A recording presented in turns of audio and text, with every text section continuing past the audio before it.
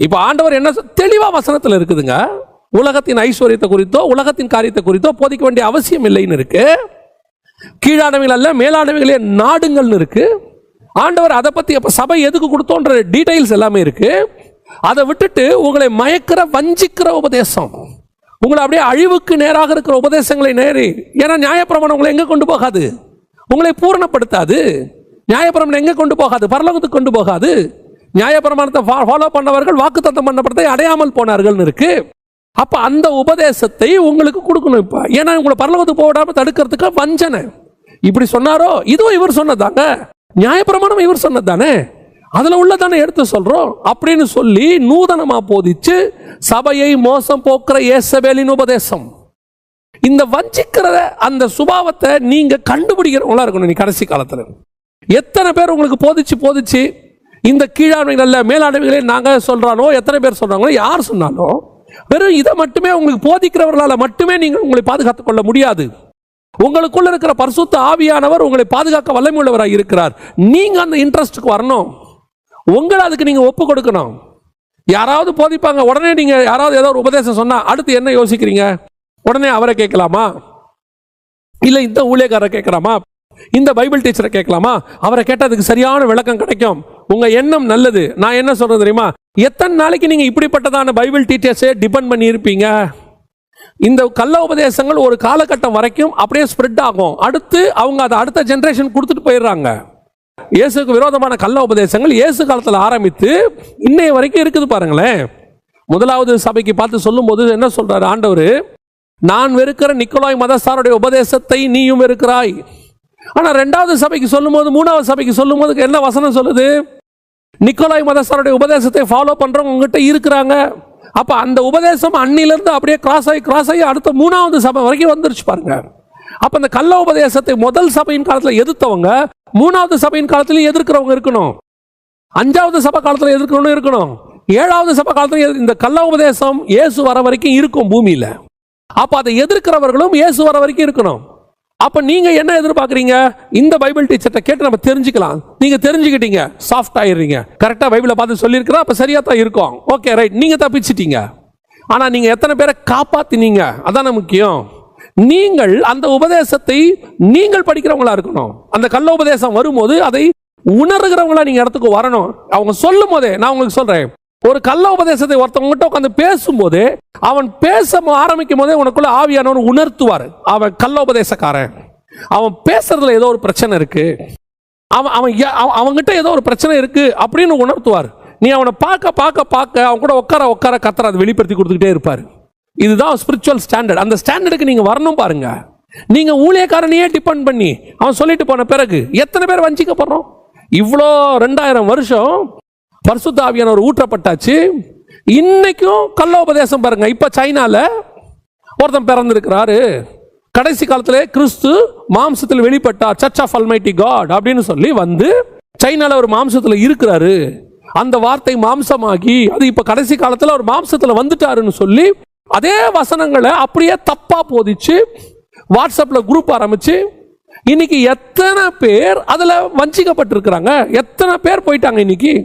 இன்னைக்கு நிறைய சகோதரர்கள் வாட்ஸ்அப்லையும் நமக்கு மெயிலையும் அனுப்பி, ஐயா இந்த மாதிரி சர்ச் ஆஃப் அல்மைட்டி காட்னு சொல்லி வந்திருக்குது, சைனால ஆரிஜின், சைனால பேன் பண்ணிட்டாங்க, அவங்க அப்படியே பரவி இந்தியாவுக்குள்ள வந்திருக்கிறாங்க, இவ்வளோ பேர் வஞ்சிக்கப்பட்டாங்க. ஏன் வஞ்சிக்கப்படுறாங்க? அவங்க வந்தது சரி, அப்படி ஒரு உபதேசம் கொடுக்கறது சரி, கொடுக்கும் போதே சபைக்கு தெரிய வேண்டாமா? அதை வாசிக்கிறவங்க. அப்ப இன்னும் சபை எப்படி இருக்குது? வஞ்சிக்குவதற்கு ஏதுவான இடத்தில் தான் இருக்கு. ஆண்டவர் சொல்றாரு, வஞ்சியாதபடிக்கு எச்சரிக்கையாயிருங்கள். நானே கிறிஸ்து என்று அநேகர் இன்னைக்கு வரைக்கும் வந்திருக்கிறாங்க. மாம்சத்தில் இயேசு வெளிப்பட்டார்னு இப்ப சைனால ஒரு சர்ச் வந்திருக்குது. தமிழ்நாட்டில் நிறைய பேர் வஞ்சிக்கப்பட்டு பின்னாடி போயிட்டே இருக்கிறாங்க.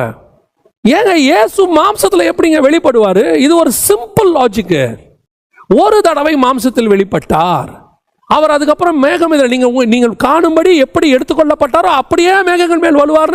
அப்போஸ்தலர் நடவடிக்கைகள் 1ஆம் அதிகாரத்தில் இருக்குதே, இவ்வளோ தெளிவா இருக்குதே. சகரியா 14 இருக்குதே, அவர் ஒலிவ மலையின் மேல் வந்து இறங்குவார்னு இருக்குதே. சைனால வந்திருக்கிறான்னு சொல்லும் போது கேட்கக்கூடியதான அந்த உணர்வில்லாத இருதயம், அதற்குள்ளே நீங்கள் எப்படி வஞ்சிக்கப்பட்டு போனீர்கள்? இதை படிக்க கூடவா உங்களுக்கு உணர்வு இல்லாம போயிருச்சு? இன்னைக்கு கடைசி காலத்தில் இயேசுவின் ரத்தத்தால் சம்பாதிக்கப்பட்ட திருச்சபையை மோசம் போக்குறபடி வஞ்சிக்கிற ஆவி உலாவுது. இன்னைக்கு சபை மேய்ப்பர்கள் தயவு செய்து, அல்லது போதகர்கள், டீச்சர்ஸ், இந்த மாதிரி காரியங்களில் கொஞ்சம் கவனிங்க. கடைசி காலம், ஆடுகள் திருடப்படுகிறது, அநேக கள்ள ஓநாய்கள் உள்ளே புகுந்து கொண்டு இருக்கிறது. கொஞ்ச காலம் இந்த மாதிரி ஆட்கள்லாம் வந்துகிட்டே இருந்தாங்க. அதற்கு பிறகு கொஞ்சம் பேர் கொரியாலேருந்து வந்தாங்க.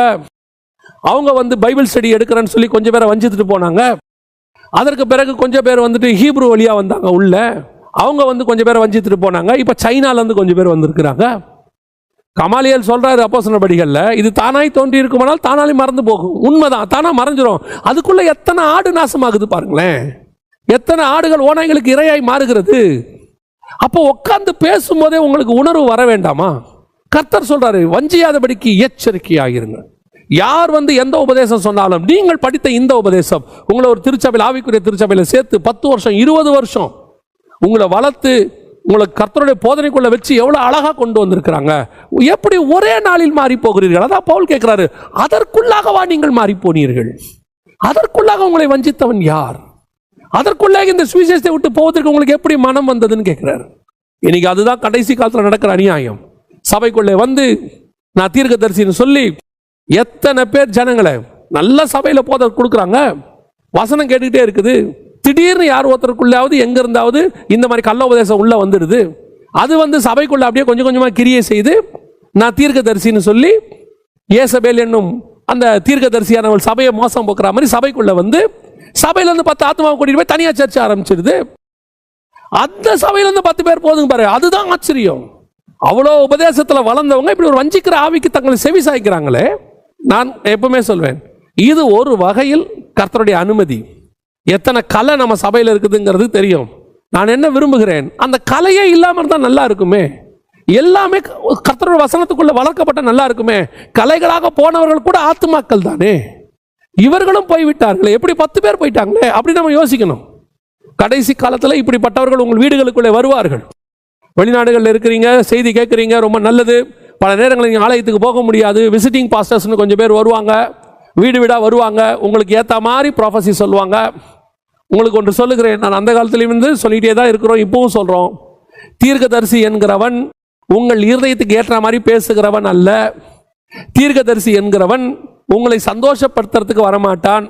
தீர்க்க தரிசனம் என்பதே என்ன முதல்ல தெரியணும். சபையின் பக்தி விருத்திக்கு ஏதுவானதான் தீர்க்க தரிசனம். தீர்க்கதரிசி கண்டித்து உணர்த்துகிறது தான் தீர்க்க தரிசனம். அதுக்கு தான் தீர்க்கதரிசி வருவான். உங்க வீடுகளுக்குள்ள நீங்க என்ன விரும்புறீங்க, உட்கார்ந்த உடனே உங்களுடைய கவலை கஷ்டத்தில் ஃபர்ஸ்ட் நீங்க கொட்டிடுறீங்க அந்த ஆள்கிட்ட. அதுக்கு ஏற்ற மாதிரி ப்ராஃபஸி நல்லா கவனிச்சுக்கொள்ளுங்க. விசுவாச வார்த்தை பேசுவது வேறு, விசுவாச வார்த்தையை தீர்க்க தரிசனமாய் சொல்லுவது வேறு. சில விசுவாச வார்த்தையை ரொம்ப லாஜிக்கா தீர்க்க தரிசனம் மாதிரி அடிச்சு விடுவான். அதுதான் விசுவாச வார்த்தை வேறு. கர்த்தர் உங்களுக்கு நிச்சயம் குழந்தையை கொடுப்பார், குழந்தை இல்லாதவங்களுக்கு சொல்றோம், இது விசுவாச வார்த்தை. இந்த ஆண்டு நிச்சயம் இந்த வருஷத்துக்குள்ள கர்த்தர் உனக்கு இப்படி ஒரு குழந்தையை இப்படி கொடுப்பாருங்கிறது விசுவாச வார்த்தையை தீர்க்க தரிசனமா அடிச்சு விடுறது. இந்த மாதிரி வஞ்சிக்கிறவங்க எத்தனை பேர் இருக்கிறாங்க? ரொம்ப கேர்ஃபுல்லா இருந்து கொள்ளுங்க. இன்னைக்கு கடைசி காலத்துல இப்படி வஞ்சிக்கிற ஏசபேலுடைய உபதேசங்கள் நிறைய, கள்ள உபதேசம் நிறைய வந்துகிட்டே இருக்கு. அதுவும் கடைசி காலத்துல எவனை விழுங்கலாமோ என்று பிசாசு வகை தேடி சுத்தி திரிகிறான். எல்லாருக்கிட்டையும் போய் மண்டையை கொடுக்கறது, எல்லாருடைய உபதேசத்தை உட்காந்து கேட்டுக்கிட்டு அப்புறம் உட்காந்துக்கிட்டு அதுல கொஞ்ச நாள் வஞ்சிக்கப்படுறது. அதுக்கப்புறம் ஏன்னா அது ஆத்மாவுக்கு ஒத்து வராது பாருங்க, அரோசகமா இருக்கும்.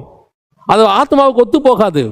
சில நேரத்தில் நீங்கள் பார்த்தீங்கன்னு சொன்னால் சிலருடைய ஃபுட்டை நம்ம சாப்பிட போவோம். அது வெஸ்டர்ன் ஃபுட்டோ ஈஸ்டர்ன் ஃபுட்டோ அது சாப்பிடும் போது கொஞ்சம் நல்லா தான் இருக்கும். ஆனால் நமக்கு நம்ம ஜீனுக்கு நம்ம சாப்பாடு தான் ஒத்து வரும் பாருங்களேன். கொஞ்ச நாள் கழிச்சு அதுவே நமக்கு போர் அடிக்கும். இப்போ நீங்கள் யூகேக்கெலாம் போனீங்கன்னா பிரெட் கொடுப்பாங்க, அன்றைக்கி சாப்பிட்றதுக்கு அந்த இடத்துல பீஸா கீஸெல்லாம் நல்லா தான் இருக்கும், கொஞ்சம் அப்படி வெஸ்டர்ன் ஃபுட்டு. ஆனால் போக போக உங்களுக்கு நல்லா தெரியும் இது சரி வராது எனக்கு, அது அவனுக்கு சரி வரும், இது எனக்கு சரி வரும். அதே மாதிரி தான் கர்த்தர் நமக்கென்று ஒரு உபதேசத்தை கொடுத்துருக்கிறாரு. அந்த உபதேசம் தான் அது சரி வரும் பாருங்க. அதை விட்டுட்டு சில கள்ள உபதேசங்கள் சாப்பிடும் போது நல்லா இருக்கிற மாதிரி தெரியும், கொஞ்சம் டிஃப்ரெண்டாக இருக்கிற மாதிரி தெரியும், அதில் கொஞ்சம் நன்மை இருக்கிற மாதிரி இருக்கும். ஆனால் போக போக தான் தெரியும் அது தவறு. நீங்கள் ஆவியிலே அதை முதல்ல கொடுக்கும் போதே உணரணும்னு நான் சொல்கிறேன். ஒரு சிலர்லாம் உட்காரும் போதே தெரியும், ஸ்பிரிட்ல ஒரு எதிர்ப்பு உண்டாகும். அவங்க பேச ஆரம்பிக்கும் போதே தெரியும் ஒரு எதிர்ப்பு உண்டாகும். அப்பயே சொல்லுவேன், இவர் இந்த பர்சன்ட் ஏதோ ராங் இருக்கு. அவர் 5 நிமிஷம் பேசும்போதே நமக்கு தெளிவாக தெரிஞ்சிடும் இந்த மனுஷன் தப்பான உபதேசத்தில் இருக்கிறார். You must be very careful. கடைசி காலத்தில் வஞ்சிக்கிற ஆவிகள் இப்பொழுது கிரியை செய்ய தொடங்கி இருக்குது. இப்போ நிறைய வந்துட்டு இருக்குது. நிறைய பேர் நமக்கு அனுப்பிட்டும் இருக்கிறாங்க.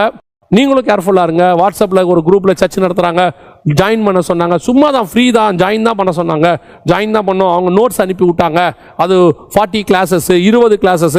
அந்த நோட்ஸ் அனுப்ப ரொம்ப டிஃப்ரெண்ட்டாக இருந்துச்சு. ஆனால் போக போக அது ரொம்ப வித்தியாசமாக இருக்குது. ஏசுநாதர் அங்கே இருக்கார், இங்கே இருக்கார், நம்ம பார்க்க போகிறோம், சைனாவில் இருக்கிறாரு, உங்களை வந்து பரலோகமே கிடையாது, நரகமே கிடையாது, உங்களை ஏமாத்துறாங்க, இப்படியெல்லாம் நிறைய கள்ள உபதேசம் வரும்.